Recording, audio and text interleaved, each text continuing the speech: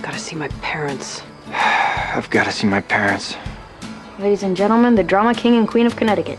What David Sutcliffe brought to the role was you had to believe that Lorelai and he had a past and possibly have a future.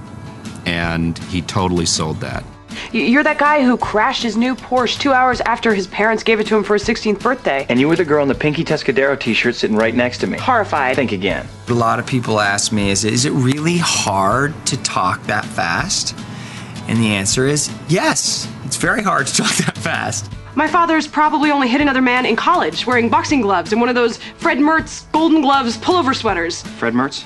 I Love Lucy, Fred Mertz. Landlord of Ricky, husband Ethel, I know. It's just a weird reference. Hello, pajamas. Right. Continue. How can I possibly get this dialogue out as quickly as Lauren? You know, she's a tremendous actress. So, you know, if you want to roll with Lauren Graham, you better bring your A game because otherwise she's going to blow you out of the water. Lauren is one of the most intelligent and quick-witted and quick-minded actresses I've ever worked with. You were on the phone. Long distance. God. London. God lives in London. My mother lives in London. Your mother is God. Lorelai. So God is a woman. Lorelai. And a relative. That's so cool. I'm gonna totally ask for favors. This is definitely the most challenging job I've ever had, just in terms of how much language I deal with. I'll be back in plenty of time to help you decorate. No, this is your party. You do not work. You lounge and mock those who are. Have I taught you nothing? What's tough is because our show goes so quickly. Whereas like a normal hour-long script might be 55 pages, 52 pages, we're 80. And we have to shoot 80 pages in the same amount of time as those 55 pages. That's a lot of pages. So it's just a lot of work. It's a lot of work. And because the show really is about Lauren and Alexis, they're in every scene. I love to paint. You do? Yes, I do. You love it? I want to marry it. You have strange passions. She likes washing dishes too. She's multifaceted abnormal. Alexis was new in the business when we started this show and has learned so much. Saying I love you is a really difficult thing. Well, I just did it. And you did it really well. I think she's just amazing. I think she's so got Rory down. So do you want to go? Honestly? Yeah. However, the camera so loves that girl's face that she almost doesn't have to do anything. I never met Audrey Hepburn, but some of the actors I know who worked with Audrey described her the way I would describe Alexis, which is a phenomenon. She is effortlessly perfect in front of the camera. I can't imagine a better partner to do this job with. People always ask if Lauren's acts like a mom off camera or in real life. I mean, on the set, we get along really well, and we just help each other out, and it just kind of clicked. Really? Really? Really? Really? Really? Okay, new word now. It's bizarre because they're so well matched together for mother-daughter, but they're so different, and you know, as actors, they're so different to work with. It's fun. Do we want marshmallows? And jelly beans, and chocolate kisses, cookie dough we have at home, peanut butter. I mainly have heard from people that they can't believe how much the characters eat, and is that real, and do we really eat like that in real life? No, we don't. You swear?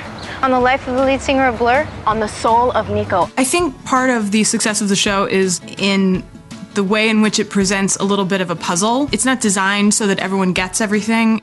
Stella is the chick? Yes. I like that name. Oh, Streetcar Named Desire.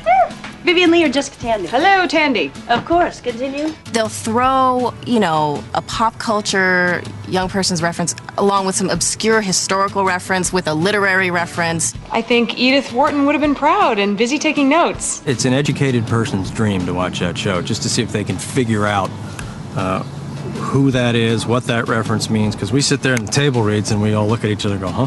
Louis, I think this is the beginning of a wonderful friendship. Who's Louis? 3 references a show where I'm just like, There's references that I don't get in every episode. You know what I mean? It's like, what the hell is that? Who is that? I don't follow pop music much, so those are all over my head. There are references that I read, and I'm like, who's this? I don't know what we're talking about most of the time. It tends to be music. It tends to be random 80s bands that I simply was listening to too much Joni Mitchell to pay attention to at the time. Lauren is pretty damn good. I gotta tell you, it's hard to stump her. She's really It's almost fun. It's like, did we get her this time? I'm like the Merlin Perkins of Stars Hollow. It's kind of fun to throw it in because it's so bizarre, but audiences are as smart as you will allow them to be. You know, if you write dumb, then, you know, you're just saying that the audience can't handle it, which is, in my mind, crazy. Audiences like good material. They like smart material. Smart shows work all the time. I've never seen The Way We Were. Are you kidding? What are you waiting for? Heartache, laughter, communism, all in one neat package. I've worked on a lot of television shows, and you don't find this level of commitment and intelligence in the writing. I love picking up the script and seeing what's going to come out of Lauren's mouth is extraordinary. I don't think there's anybody else writing right now on television that has such a depth of knowledge, so literate. I never read Proust. I always wanted to. Every now and then, I'm seized with an overwhelming urge to say something like, as Marcel Proust would say, Gilmore Girls has so much to say and is done so well by Amy and Dan that, you know, as an actor especially, you feel like you are doing something worthwhile. Oh no. What? It just figures that the only Korean boy at this party has his Korean girl radar turned on. Amy Sherman-Palladino and Dan Palladino, they create these structures that's so much fun for the actors to play in. Dean! What? Stop! Why? Because I love you, you idiot! Anybody that comes up and, you know, says, hey, I love the show, just really respects the show, respects the writing, respects the acting, and it's an honor to work for a show like that, that's respected. A lot of like moms say that it makes their daughters able to be in the same room with them for an hour so they can watch the show together. when it comes to love and relationships, I don't necessarily want you to be like me. I would hate to think that I raised a kid who couldn't say I love you.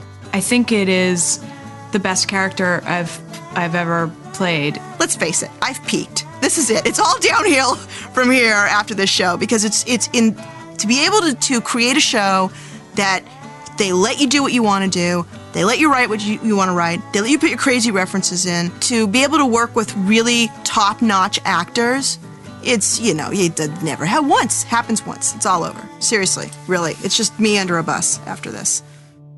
Danny, are you bringing the old nuts? I'm sitting in front of a table full of, I'll show you one later. They are nuts. It's a random bowl of nuts. If you're a crazy fan of the show, you may know the random bowl of nuts. It's been on the coffee table since season 1. And Danny tonight was going to eat one. Oh, delicious. And so decorative, isn't it? Oh, who doesn't want the centerpiece of old acorns in their house? Oh, Lorelai, Rory, give us more decorating tips. Yes, ladies and gentlemen, a 4-year-old acorn. Why? Whose idea was that? I don't know. Look at that. It's been somebody gnawed on it.